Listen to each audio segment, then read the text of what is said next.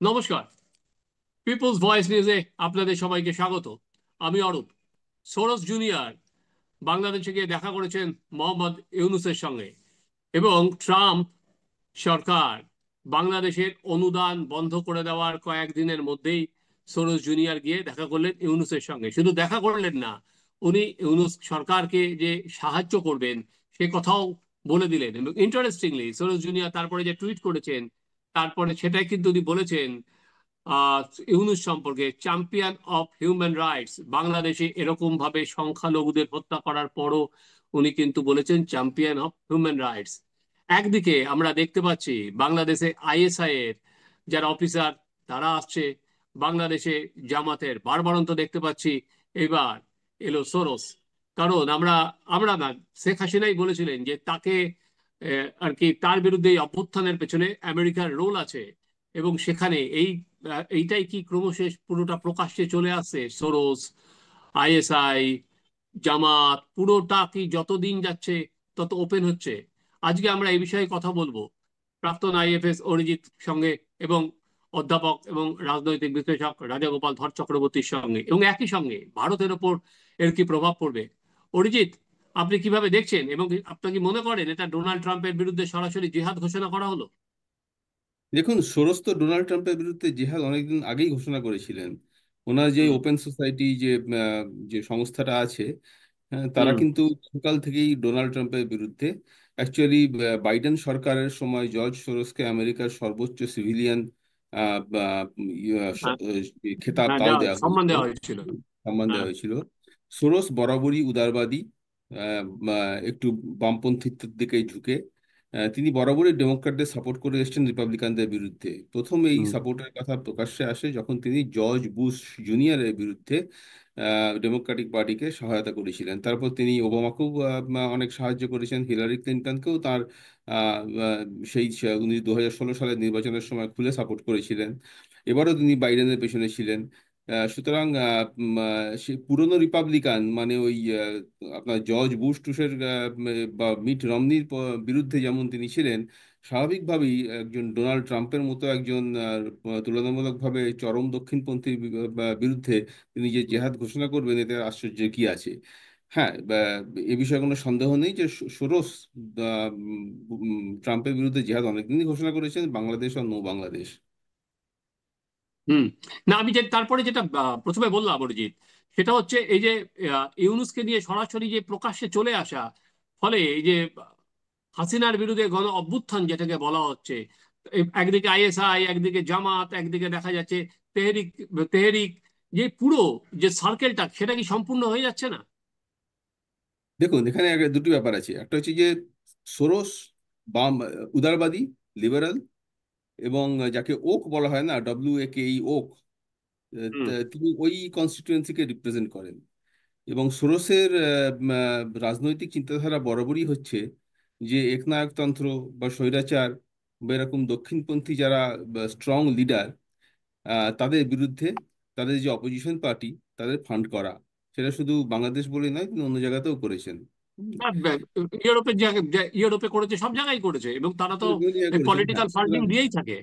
Political funding দিয়েই থাকে, সুতরাং সেটা আশ্চর্য কিছু নয়। এটা স্বাভাবিক যে যে তারা বাংলাদেশের এই ধরনের মুভমেন্টকে, যেটা স্টুডেন্ট মুভমেন্ট, বৈষম্যমূলক ছাত্র, বৈষম্য বিরোধী ছাত্র আন্দোলনের যে প্রথম রূপ ছিল, সেই রূপটা তো আর জামাতপন্থী ছিল না। সেই রূপটা ছিল হাসিনা বিরুদ্ধে, হাসিনার বিরুদ্ধে।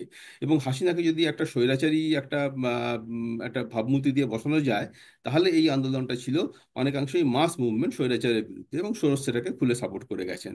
এখন হুম। তার মধ্যে যে অন্যান্য ইকুয়েশন গুলো, অন্যান্য যে ফ্যাক্টর গুলো এখন ঢুকে গেছে, যেমন জামাত, যেমন মুসলিম চরমপন্থী মতাদর্শ, যেমন ISI ইত্যাদি, সেইটা কিন্তু এদের এদের সঙ্গে একসঙ্গে দেখাটা আমার মনে হয় ঠিক হবে না।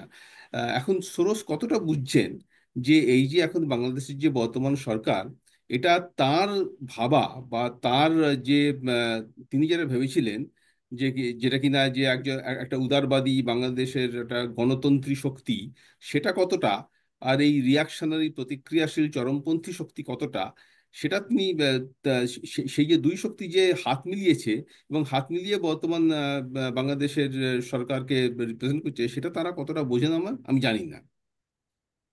রাজাদা, সেটা হচ্ছে ওপেন সোসাইটি ফাউন্ডেশনের এজেন্ডা কি ওপেন? এটা যেভাবে আর কি ইউনুসকে তারা সাপোর্ট করলো, এবং যেটা আমি অরিজিৎকেও বলছিলাম যে এই যে বাংলাদেশের অভ্যুত্থান যেভাবে দেখানো হয়েছিল, কিন্তু ক্রমে ক্রমে আমরা যেটা বলি এক একটা করে তাস ফেলে তাস খেলা হচ্ছে, সেইখানে বোঝা যাচ্ছে যে মোহাম্মদ ইউনুসকে আর কি তার এজেন্ডাটা কি, সে কিভাবে এগিয়ে নিয়ে যেতে চায়। আপনি কিভাবে দেখছেন এই পুরো ঘটনাটা রাজাদা? হ্যাঁ, দেখুন, ওপেন সোসাইটি ফাউন্ডেশনস, তারা কোন সোসাইটি কি ওপেন করতে চায় জানা নেই। তারা ভারতবর্ষেও অপারেট করে, এবং আমি নানান সোর্সে চেষ্টা করেছিলাম কোন কোন প্রজেক্টকে তারা পয়সা দিয়েছে। এবং হুম। যে খবরগুলো আমি পেলাম, দেখলাম যে অধিকাংশই হচ্ছে যে কাশ্মীর রিলেটেড প্রজেক্ট, যেগুলো হুম। আতঙ্কবাদ ইত্যাদি, যে ভারত সরকারের বিরোধী, এই সমস্ত প্রচুর প্রজেক্ট সেখানে স্থান পেয়েছে। এইগুলোই ওদের কাজ হচ্ছে যে আহ, যেখানে মানে তাদের মতের, দেখুন, বামপন্থী ব্যাপারটা তো খুব গোলমেলে। জর্জ সোরস যখন ছিলেন, পশ্চিমবঙ্গে বামপন্থীরা ছিল, তাদের কি কি হুম। সাহায্য করেছে? বা পশ্চিমবঙ্গে বামপন্থীরা এখন মানে মানে জাস্ট বেঁচে থাকার লড়াই করতে চাইছে। ষোড়শের কি পয়সা সেখানে আসছে? সেখানে নেই। উনি যেটা মনে করছেন যে ওনার যে পয়সা আছে তা দিয়ে উনি সারা বিশ্বের ডেভেলপিং কান্ট্রিজগুলোকে পরিচিত করবেন। আমেরিকাতে যথেষ্টভাবে ডেমোক্র্যাটদের সাথে ছিলেন, তারা ওনাকে পুরস্কৃত করেছেন।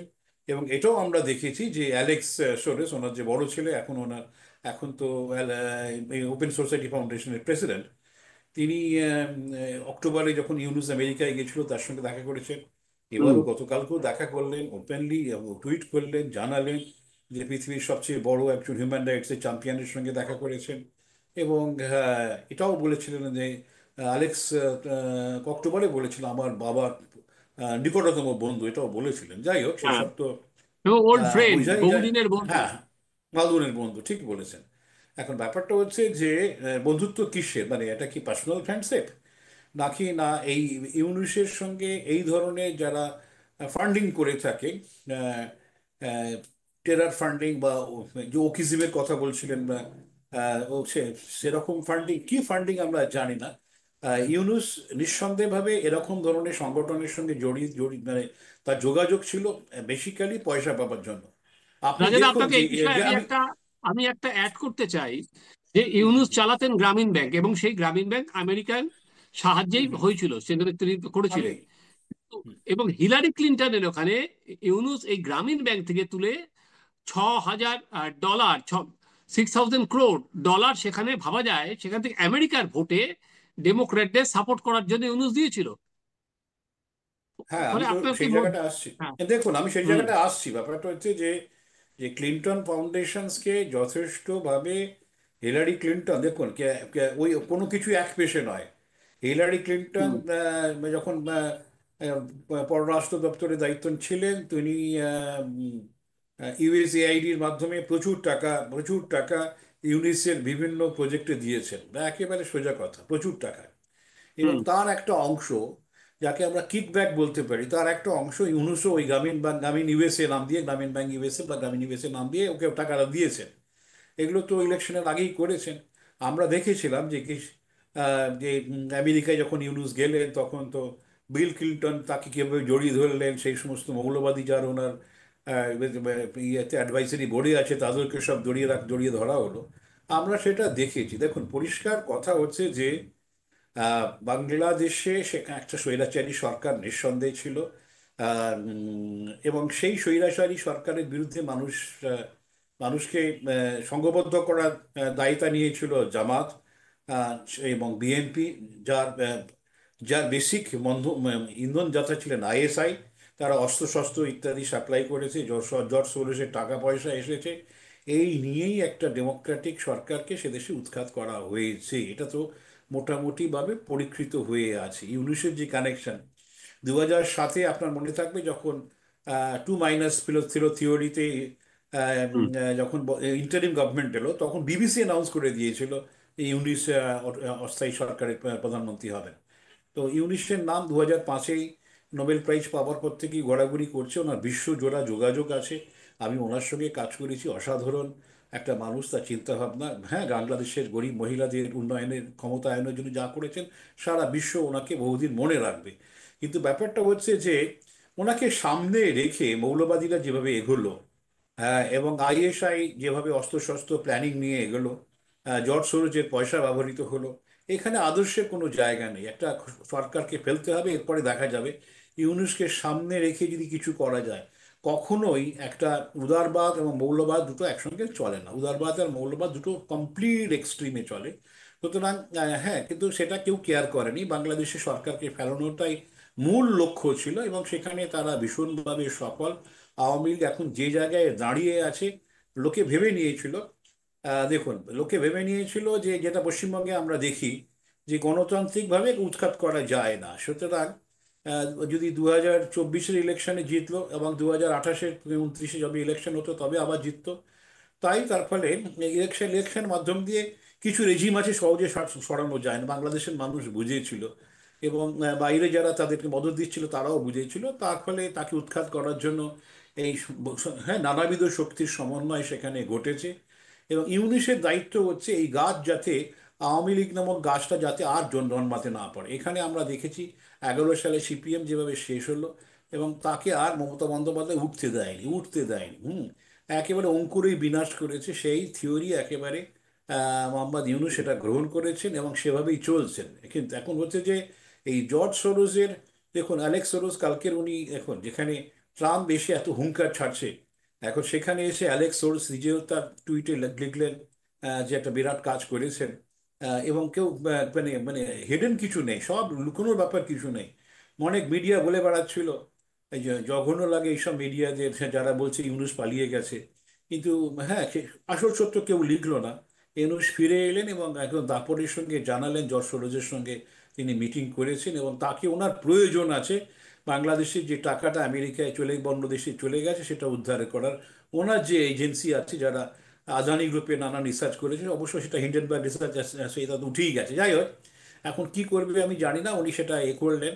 মোটামুটিভাবে বোঝা যাচ্ছে ট্রাম্পকে উনি একটা কিন্তু ট্রাম্পের বিরুদ্ধে বিদ্রোহ করতে চাইছেন। এখন হ্যাঁ, উনি দেখেছেন ভারত কিছু করছে না, ভারত নীরবে আছে। ভারতের নিজের লোকাল পলিটিক্স যে জায়গায় দাঁড়িয়ে আছে, ভারত ভাবছে কিছু করা মুশকিল। অথবা ভারত হয়তো অন্য ভবিষ্যতের দিকে ভাবছে, কি সিকিউরিটি কাউন্সিলের মেম্বারশিপ পেতে গেলে চুপচাপ থাকাই ভালো। এরকম নানান কথা ভারত যখন ভাবছে, ভারত যখন তার বীরত্ব প্রকাশ করছে না, তখন ও দেখলো যে এবার আমেরিকাকে আমার বীরত্ব দেখা যাক। এখন ট্রাম্প এবার চুপ করে থাকে কিনা, যে উনি ওটা তো দেখা। বলছেন যে এখন ডিপ স্টেটকে ভাঙবো, এবং হুম। আমেরিকান এমপ্লয়িজদের, ফেডারেল এমপ্লয়িজদের একেবারে বসে দিয়েছে, তোমরা চাকরি ছেড়ে দাও, আমরা গোল্ডেন হ্যান্ডশেক করে পয়সা, তোমাদের সব পয়সা ফেরত দিয়ে দেবো। এই হুম। যে মানে বোঝাই যাচ্ছে যে একটা প্রশাসনের আমূল পরিবর্তন উনি করতে চাইছেন। আমি জানি না কতদূর সফল হবেন, যে লোকটা এই ধরনের জায়গায় আছেন। এবং তারপর যখন উনি ইউএসআইডির সমস্ত প্রজেক্ট 90 দিনের জন্য নিষেধাজ্ঞা করেছেন, ইউএসআইডি টাকা দিতে পারবে না কোথাও। তারপরে সেটার কস্ট বেনিফিট ম্যাট্রিক্স তৈরি হবে, তারপরে ঠিক হবে। তো বোঝাই যাচ্ছে এক কঠোর পথে ইউনুস যাচ্ছে, ট্রাম্প যাচ্ছে। তখনই ইউনুসকে চ্যালেঞ্জ করাটা বোঝাই যাচ্ছে ইউনুসেরও নিজের শক্তিটা উনি মরিয়া। দেখিয়ে দিলেন। হ্যাঁ, শক্তি আছে। এবং শুধু শুধু একদমই তাই। একদম শুধু নয়, এটা কিন্তু ভারতকেও মিশন দিতে চাইলেন। না, তোমরা কি হ্যাঁ, আমি আমাকে সেটাই দুর্বল ভাবছো? হুম। হ্যাঁ, সেটাই আমি ভারতকেও অরিজিতের কাছে আসছি। হুম। রাজাটা যেখানে শেষ করলো যে আমি দুর্বল নই, কারণ কি বলছি অরিজিৎ, দুদিন আগে আমরা দেখলাম যে আহ, বাংলাদেশের পররাষ্ট্র উপদেষ্টা তৌহিদ হোসেন তিনি চীনে গেলেন, এবং চীনে গিয়ে তিনি কথাবার্তা বলে এলেন, এবং পশ্চিমবঙ্গের সঙ্গে যে হেলথ এটা ছিল বলছে চীন এখানে হসপিটাল করবে, তারা চীনের হসপিটাল দেখেছে, তারা জল চুক্তি নিয়ে বলেছে। একদিকে যেমন চীনের সঙ্গে দেখছি, একদিকে পাকিস্তানের সেনাবাহিনী এসে সেখানে ট্রেনিং দেবে আমরা দেখতে পাচ্ছি, উল্টো দিকে বাংলাদেশের সেনাবাহিনী ওখানে গেছে। আর একটা খবরও যেটা মাধ্যমে ভেসে আসছে অরিজিৎ, সেটা হচ্ছে যে কোনো সময় বাংলাদেশ সেনাবাহিনীতে হয়তো কু হতে পারে, সেনা প্রধানকে চেঞ্জ করা হতে পারে, জামাতের কোনো ক্লোজ লোককে বসাতে পারে। সেটা আপনি কিভাবে দেখছেন, যেটা ভারতের দিক থেকে কতটা উদ্বেগের, এই যে একটা অক্ষ তৈরি হচ্ছে, কতটা উদ্বেগের অরিজিৎ? না, ভারতের দিক থেকে তো নিশ্চয়ই উদ্বেগের।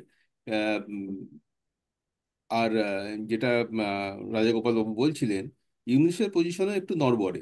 ইউনুসের পজিশনে একটু নড়বড়ে, কেননা ইউনুস কিন্তু খুল্লাম খুল্লা চরমপন্থী মুসলমান আদর্শ রিপ্রেজেন্ট করেন না। সেই জন্যে আমরা দেখছি যে এখন ওনার পজিশনে একটু নড়বড়ে। বিএনপি, জামাত এরা সবাই আর্লি ইলেকশনের জন্য, তাড়াতাড়ি ইলেকশনের জন্য চাপ দিচ্ছে ওনাকে। এবং তাদের নিজেদের মতো করে যাতে আহ, যাতে আহ, নীতি প্রণয়ন করা হয় তার দিকেও চেষ্টা করছে। এবং যত যে উপদেষ্টারা আছেন তাদের মধ্যে কিন্তু অনেকেই একটু ওই জামাত বা বিএনপির দিকে। হুম। বিএনপি আবার জামাতকে আবার এক আসনে বসানোটা উচিত নয় অবশ্য। কিন্তু যারা উপদেষ্টা আছেন তারা কিন্তু অন্তত ইউনুস যেমন অন্তত বাহ্যিকভাবে ধর্মনিরপেক্ষ, এবং তারা ওই উপদেষ্টা মণ্ডলী কিন্তু অতটা নিরপেক্ষ নন। হুম। সেই জন্য ইউনুসের সঙ্গে তাদের সংঘাত অনিবার্য। ইউনুসের সঙ্গে সংঘাত অলরেডি বেঁধে গেছে, এবং সেই জন্য ইউনুসের পজিশনে একটু নড়বড়ে। সেই জন্যও হতে পারে যেটা রাজাগোপাল বাবু বলছিলেন, এবং তুমিও বললে যে ইউনুস বোধহয় একটু মরিয়া মরিয়া হয়ে তিনি তিনি দেখাতে চাইছেন যে আমার কিন্তু মানে রিচ অনেক ওপরে, আমি কিন্তু অনেক কিছু করতে পারি। হ্যাঁ, এমনকি আমি ট্রাম্পের যে নীতি তারও কাউন্টার নীতি গ্রহণ করতে পারি, কেননা এইসব যে ওপেন সোসাইটি ফাউন্ডেশন বা আমেরিকার যে ডেমোক্রেটিক এবং বিশ্বের যে আলাদা ওক শক্তিগুলো আছে তার সঙ্গে আমার ভালো রকম দহরম মহরম আছে। এটা হতে পারে। কিন্তু এটা ভুললে চলবে না যে আমার মনে হয় দিনকে দিন যেটা হবে, ইউনুস যতই মরিয়া হন না কেন, তিনি at the end of the day তিনি একজন ব্যক্তিত্ব। তিনি যতই বিখ্যাত এবং সফল ব্যক্তিত্ব হন না কেন, তার মধ্যে ওই ওই ওই ওই ওই লিডারের ক্যারিশমাটা নেই। তিনি কখনোই একজন বাংলাদেশের জনসাধারণের নেতা বলে তাকে গণ্য করা হয় না। এবং সেই জন্য এই যে অন্যান্য শক্তিগুলো আছে, যেগুলো কিনা আরো দক্ষিণপন্থী শক্তি, যেগুলো কিনা আরো ইসলামী শক্তি, তারা হয়তো আস্তে আস্তে বেশি ক্ষমতা পাবে। এই যে গুজবের কথা বলছেন যে এই যে বাংলাদেশের যে সেনা প্রধানকে সরিয়ে হয়তো হুম। জামাতের প্রতি সহানুভূতি সম্পন্ন কোনো জেনারেলকে আনা, বা অন্যান্য পজিশনগুলোতেও ওই রকম ভাবে পরিবর্তন আনা, সেটা তারই দ্যোতক, সেটাকেই ইন্ডিকেট হুম। করে। এখন ভারতের দিক দিয়ে দেখতে গেলে অবশ্যই এটা ভারতের পক্ষে খুব একটা ভালো জিনিস নয়, কিন্তু ভারত এখন ডাইরেক্টলি এর বিরুদ্ধে কোনো স্টেপ নিলে পরে এটা কিন্তু দেখা হবে যে ভারত আঞ্চলিক শক্তি হিসেবে বাংলাদেশের এই যে গণতান্ত্রিক অভ্যুত্থান, যেটা কিনা বলা হচ্ছে যে বাংলাদেশের জনসাধারণের পক্ষে, সেটার বিরুদ্ধে যাচ্ছে। সেই জন্য ভারত সরাসরি ওই রকম কোনো স্টেপও নিতে চাইছে না। ভারত এখন বেসিক্যালি ওয়েট অ্যান্ড ওয়াচ, অপেক্ষা করছে। যদি বাংলাদেশে এরকম কোনো পট পরিবর্তন হয়, যদি তারা সত্যি সত্যি আরো বেশি ইসলামী হয়ে ওঠে, ইউনুসকে যদি সরিয়ে দেওয়া হয়, তাহলে কিন্তু সেটা ভারতের পক্ষে একদিক দিয়ে সাপে বর হবে। কেননা সা- মানে আন্তর্জাতিক ক্ষেত্রে এটা প্রমাণিত হয়ে যাবে যে বাংলাদেশে এই যে অভ্যুত্থান হয়েছিল, এটা হয়তো আলটিমেটলি ভালোর দিকে গেল না। এবং তখন হয়তো ভারতের পক্ষে এতে এর বিরুদ্ধে দাঁড়িয়ে ওঠা এবং নিজের ক্ষমতা প্রয়োগ করার একটু সুবিধা হবে। রাজাদা, আহ, জর্জ সোরসের ভারত বিরোধিতা কিন্তু তিনি অল আউট করছেন। এবং তিনি আহ, যেমন আদানির বিরোধিতা করেছেন, তেমনি সরাসরি নরেন্দ্র মোদীর বিরোধিতা করেছেন। বলছে নরেন্দ্র মোদীকে তার জবাবদিহি দিতে হবে। তিনি গণতন্ত্র ফেরানোর কথা বলেছেন। আমার যেটা জিজ্ঞাসা সেটা হচ্ছে, আপনি যদি ইকোসিস্টেম দেখেন, ওখানে যে ইউনুসকে দিয়ে যে ইকোসিস্টেম, এখানে কি সেই একইভাবে কংগ্রেসকে দিয়ে সেই ইকোসিস্টেমটা কি ভারতে রান করছে? জর্জ সোরস কংগ্রেসের রিলেশন নিয়ে যে বারবার কথা হচ্ছে। হ্যাঁ, দেখুন, এটা পরিষ্কার যে ইউনুসের জর্জ সোরোস এবং এখন তার ছেলেও তো খুব কম নয়, অ্যালেক্স অনেক যথেষ্টই বাবার জায়গায় প্রায় চলে এসেছে। সুতরাং সোরোস অ্যান্ড কোম্পানি সব বলা ভালো। তো যথেষ্ট ভারত সম্বন্ধে ওদের চিন্তা ভাবনা রয়েছে। ভারতকে দুর্বল করতে গেলে, মানে যে আদানির সঙ্গে যদি একটা সম্পর্ক বিজেপির বা কেন্দ্রীয় সরকার এস্টাবলিশ করা যায়, এবং আদানির কোম্পানিগুলো সবকটা মানে চুরি করেছে, হ্যাঁ, আন্তর্জাতিক আইন ভেঙেছে, মরিশাস থেকে ওপেক হুম। এর মধ্য দিয়ে টাকা নিয়ে এসেছে, এইগুলো যদি প্রমাণ করা যায় তাহলে তো অনেকটাই দুর্বল হবে। এবং যেই বলেছে, দেখুন, রান্নাঘরে কে আমি কলা খাইনি বলে বাংলা একটা প্রবাদ আছে। যখন হিন্ডেনবার্গ রিসার্চ ফাউন্ডেশন আদানির সম্বন্ধে কথা বলছে, হঠাৎই রাহুল গান্ধী চেঁচিয়ে উঠে বললেন, সবচেয়ে বড় আদানির সম্বন্ধে বলতে লাগলেন। হুম। হ্যাঁ, তখনও কেউ কোনো কথা বলেনি, এবং অপোজিশন জোট ভাঙলো আদানির সম্বন্ধে একমাত্র কে কথা বলেছে দেখে, এবং আদানিকে দোষী সাব্যস্ত করার চেষ্টা করেছে কে। সুতরাং বোঝাই যাচ্ছে যে ওরা যে ভারতকে যেভাবে জায়গাটা নিয়েছে, এখানে তো ভারতে যারা জামাতপন্থী যেরকম আছে তাদেরকে দিয়ে তো হাত হাত করা মুশকিল। তাই এখন এখানে তো ওরা মনে করছে রাহুলকে দিয়েই বোধহয় বেস্ট জায়গা। একটা যথেষ্ট এদের প্রতিপত্তি আছে, বেস আছে, একটা অ্যাকসেপ্টেন্স আছে। হ্যাঁ, হ্যাঁ, সব মিশিয়ে, এবং তার মায়ের একটা ইউরোপিয়ান কানেকশনস আছে, সবগুলোকে যদি ব্যবহার করা যায়, তাহলে একটু এখানে একটা ওই ওকিজমের মতন হঠাৎ মানুষ জেগে উঠলো। হ্যাঁ, এটা হয়তো যে দেখো, এখানের যারা ব্যবসায়ী, যারা ভারত সরকারকে চালাচ্ছে, তারা কি ধরনের দুর্নীতির মধ্যে আছে, এই ধরনের যদি বার্তা দেওয়া যায়। আদানির সাম্রাজ্যে যদি পতন ঘটে, আদানির সাম্রাজ্য সত্যি কথা বলতে কি সব জায়গায় চলে গেছে, যে তেলটাও খাচ্ছেন ফরচুনা, সেটাও হুম। আদানির। হ্যাঁ, এমন কোনো জিনিস নেই বোধহয় আদানির এখন আর নেই, আদানি আম্বানি এরা। হ্যাঁ, বুঝেছেন। সুতরাং এই জায়গায় যদি অ্যাটাক করা যায়, সাধারণত মানে কিছু কিছু জায়গায় মানুষের বামপন্থী চিন্তা আছে, কিছু কিছু পুঁজিপতিদের মানুষ সম্বন্ধে মানুষের একটা হয়তো রাগ থেকে যায়, সেগুলোকে যদি ব্যবহার করা যায়। কংগ্রেস তো এই এই পুঁজিপতিদের টাকাই তো কংগ্রেস বড় হয়েছে। আপনি যদি দেখেন যে বিড়লাকে কারা তুলেছে, হিন্দুস্তান অটোমোবাইলসের মানে জনক কারা ছিল, তারা কারুকে লাইসেন্স দেয়নি অটোমোবাইলস। আমরা জানি, শেষ বিশ্ব প্রসঙ্গে আর ঢুকছি না, লম্বা চড়া বক্তব্য হয়ে যাবে। হুম। ক্যাপিটালিস্টদের কোনো দিন, এবং ক্রনি ক্যাপিটালিস্টের কথা মাঝে মাঝে রাহুলের মুখে শুনতে পাই, কি বিড়লা কি কম ক্রনি ক্যাপিটালিস্ট ছিল, বা যাদের কথা উনি যাদের বা করেছেন।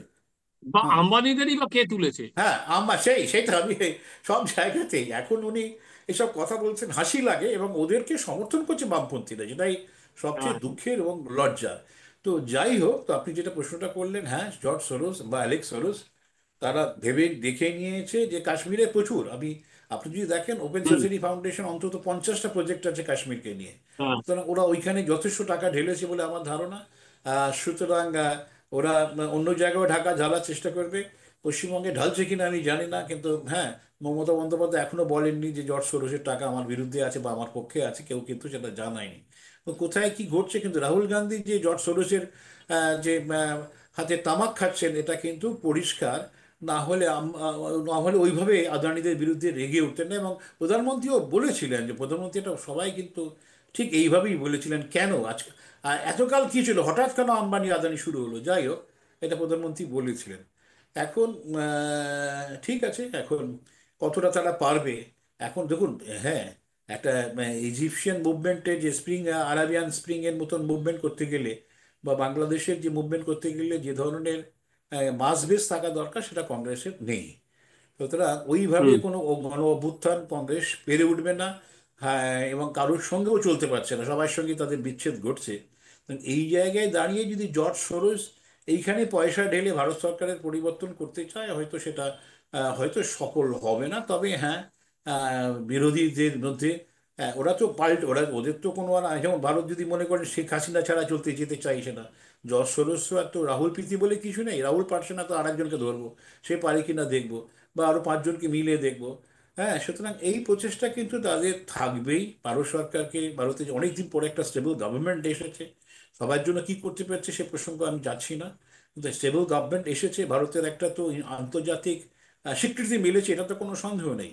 সুতরাং এটাকে যদি দুর্বল করে দেওয়া যায়, তাহলে হচ্ছে যে হয়তো আরো 5টা দেশ উঠে উঠে উঠে পড়বে ভারতকে দুর্বল করতে পারলে। এবং সবচেয়ে বড় কথা, যদি যদি ভারত সিকিউরিটি কাউন্সিলের পার্মানেন্ট মেম্বার হবার যে দৌড়ে যে এগিয়ে আছে, সেটাকে যদি বেশ কিছুটা ধাক্কা দিয়ে দেওয়া যায়, সুতরাং এইটা ওই বাংলাদেশকে যদি খেপিয়ে, হ্যাঁ, বর্ডারে রোজ ঝামেলা, ভারত যদি গুলি চালিয়ে দেয়, সারা মুসলমান দেশগুলো এককাট্টা হয়ে বলবে ভারতকে কিছুতেই সিকিউরিটি কাউন্সিলে নেওয়া যাবে না। তারপরে অনেক কিছু নিয়েই ভারত সরকারকে কাজ করতে হচ্ছে। তো যাই হোক, কিন্তু মাঝে মাঝে আপনাকে ফোর্স করতেই হবে, না হলে কিন্তু আপনি যে বীর, যে সাপ ফোর্স করে না তার কোনো সম্মান নেই, এটা মানে পুরনো প্রবাদ একটা আছে। যাই হোক, ভারত সরকারকে এই দুটোর মধ্যেই একটা কিছু করতে হবে। নীরবতার সঙ্গে তার যে বীরত্ব, সেটাও মাঝে মাঝে দেখাতে হবে। সেই জায়গায় আমাদের ডিপ্লোমেসি, আমাদের গভর্নমেন্টের স্ট্র্যাটেজি যে ফেল করছে কোনো সন্দেহ নেই। হ্যাঁ, সময় শেষ হয়ে গেছে, দুজনকে আর একটা করে প্রশ্ন করবো অল্প সময়ের মধ্যে। অরিজিৎ, একদিকে আমরা দেখতে পাচ্ছি যে সোরোস বা তার প্রভাব, যে বুড়িয়া চেষ্টা, উল্টো দিকে ফেব্রুয়ারি মাসেই হাসিনা, আওয়ামী লীগ বলছে তারা অল আউট আন্দোলনে নামবেন। ওইদিকে ইউনূসের সচিব বলে দিয়েছে যে তারা ক্ষমা না চাইলে আহ, নামতে দেওয়া হবে না। ফলে আবার কি কোন দিকে একটা পুরো অরাজক অরাজক পরিস্থিতির দিকে কি মনে হচ্ছে আমরা খুব তাড়াতাড়ি বাংলাদেশ আবার এগিয়ে যাচ্ছে? একটু অরাজক পরিস্থিতি হিসেবে দেখতে দেখছি না। আমি এটা দেখছি আওয়ামী লীগের প্রচেষ্টা ঘুরে দাঁড়ানোর জন্য, এবং স্বাভাবিকভাবেই যে আওয়ামী লীগ বিরোধী শক্তিগুলো আছে, বিএনপি হোক, জামাত হোক, বৈষম্য বিরোধী ছাত্র আন্দোলন হোক, তাদের চেষ্টা হবে যাতে আওয়ামী লীগ ঘুরে দাঁড়াতে না পারে। ফলে একটা রাজনৈতিক সংঘর্ষের বাতাবরণ তৈরি হবে। এখন সেই বাতাবরণটা নির্বাচনকে পিছিয়ে দেবে না নির্বাচনকে ত্বরান্বিত করবে, সেটাই হচ্ছে কথা। রাজাদা, আপনার কাছে শেষ প্রশ্ন। সেটা হচ্ছে, ধরুন এই যে সোরোস, আহ, চীনের, বাংলাদেশের সঙ্গে চীনের রিলেশন ঠিক হওয়া, আইএসআই এর একের পর এক কর্তা আসা, তারপরে দাঁড়িয়ে আওয়ামী লীগ বা এরা এই অবস্থায় দাঁড়িয়ে ওখানে কি কোনো মাথা তোলার কোনো সম্ভাবনা আছে? আর উল্টো দিকে বৈষম্য বিরোধী ছাত্র আন্দোলনের নেতারা প্রকাশ্যেই বলছে যে আওয়ামী লীগকে ওখানে ভোটে লড়তে দেওয়া হবে না। এই এতগুলো শক্তির বিরুদ্ধে যে আওয়ামী লীগের অর্ধেক নেতা তারা দেশের বাইরে আছে, ফলে কেউ লিডারশিপ দিয়ে আপনার মনে হয় বাংলাদেশের মাটিতে তারা এগোতে পারবে এই মুহূর্তে, নাকি পুরো চেঞ্জ করতে হবে লিডারশিপ? না দেখুন, ব্যাপারটা বিএনপি মাইনাস জিয়া বা Begum Zia is zero. Awami League minus Sheikh Hasina এই মুহূর্তে মানে মুজিবুর রহমানের ফ্যামিলি ইজ জিরো। সুতরাং আওয়ামী লীগ, শেখ হাসিনা বা তাদের ফ্যামিলির কারোকে জয় সেরকমভাবে দীর্ঘদিন রাজনীতিতে ছিল না, আমেরিকাতেই রয়েছে। সুতরাং সে হট করে আসবে বলে মনে হয় না। যাই হোক, সে আসলেও যে বিরাট কিছু প্রভাব পড়বে তা নয়।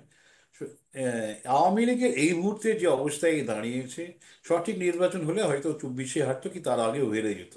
হুম। কিন্তু সেটা ঘটেনি বলেই তারা জিতে রয়েছে। এবং মানুষ চেয়েছিল একটা পরিবর্তন, পরিবর্তনের হাওয়া অনেকদিনই আঁচ পাওয়া যাচ্ছিল। আমার যে সমস্ত বন্ধু বান্ধব এই আওয়ামী লীগের বাইরে আছেন, বিএনপি বা অন্যত্র, তারা নানানভাবে জানাচ্ছিলেন, আমি বুঝতেও পারছিলাম। যাই হোক, সেটা এখন এই জায়গায় দাঁড়িয়ে মানে একবার যখন তার পতন শুরু হয়ে যায়, পশ্চিমবঙ্গ যদি দেখেন, বামেরা যে 2011-তে যখন পতন হলো, প্রায় 46-47% ভোট নিয়ে কিন্তু তারা ভোট পেয়েছিল। তারপরে সব সমগ্র বাটেরা।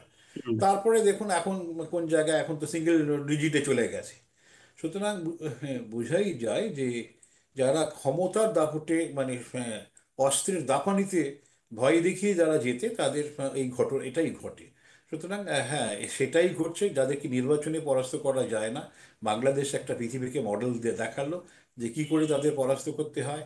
আবার এটাও এটাও আমরা দেখতে পাচ্ছি যে সেখানে যেভাবে একটা গণতান্ত্রিক শক্তির পতন ঘটেছে, এখন সেই জায়গায় দাঁড়িয়ে দেখুন, নির্বাচন যদি হলে যারা আসতে চাইবে তারাও কিন্তু রিগিং করেই আসতে চাইবে। এবং সেখানেই হয়তো বিএনপির মতন আরেকটা পার্টি না, বেগম জিয়ার যা শরীরের অবস্থা, আমার মনে হয় না যে উনি ফিরতে পারবেন। তারেকেরও আমি লন্ডনে ভীষণ নানানভাবে কেসে জড়িয়ে আছে।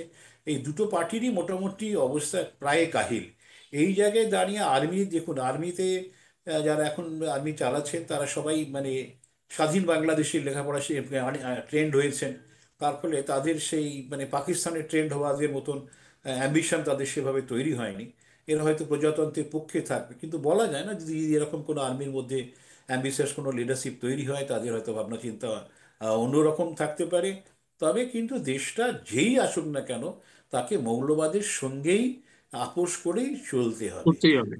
হুম। হ্যাঁ, বিএনপি এবং আওয়ামী লীগের আমার যেটা ধারণা, তাদের তাদের যে প্রায় পতন, জবনিকা পতন হবারই সময় এসছে। অর্থাৎ গণতান্ত্রিক বাংলাদেশে গণতন্ত্রের বিনাশ হতে চলেছে এবং মৌলবাদের উত্থান, সেটাও কদিন থাকে দেখা যাক। কিন্তু এই মুহূর্তে মৌলবাদেরই জয়ধ্বজা সেখানে উড়বে বলেই আমার ধারণা। আমি সাপোর্ট করুক না করুক। হ্যাঁ, ফলে আজকে সোরসের ওখানে আসা এবং বাংলাদেশ, পাকিস্তান এবং চীনে একটা অ্যাক্সেস তৈরি হয়ে যাওয়া, সেটা কিন্তু ভারতের কাছে উদ্বেগে। নিঃসন্দেহে ভারত সরকার পরিস্থিতির দিকে নজর রাখছে, এবং বাংলাদেশে ইউনূস যে শুধুমাত্র এইটা করলেই পরিত্রাণ পাবে যেটা আমরা কথা বলছিলাম, মরিয়া হয়ে হয়তো উনি দেখাতে চাইছেন দেখো আমি কাদের সঙ্গে করি, আমার সঙ্গে সবাই থাকো, কিন্তু তার ঘরের মধ্যেও চাপ বাড়ছে, ভোট করানোর চাপ বাড়ছে। দেখার যে 2025 সাল পুরোটা আমাদের যে নোবেলজয়ী অর্থনীতিবিদ তিনি পুরোটা নিজেকে টেনে নিয়ে যেতে পারেন কিনা। রাজাদা এবং অরিজিৎ, অসংখ্য ধন্যবাদ। আপনারা দেখতে থাকুন আমাদের চ্যানেল সাবস্ক্রাইব করুন, আপনাদের মতামত জানান।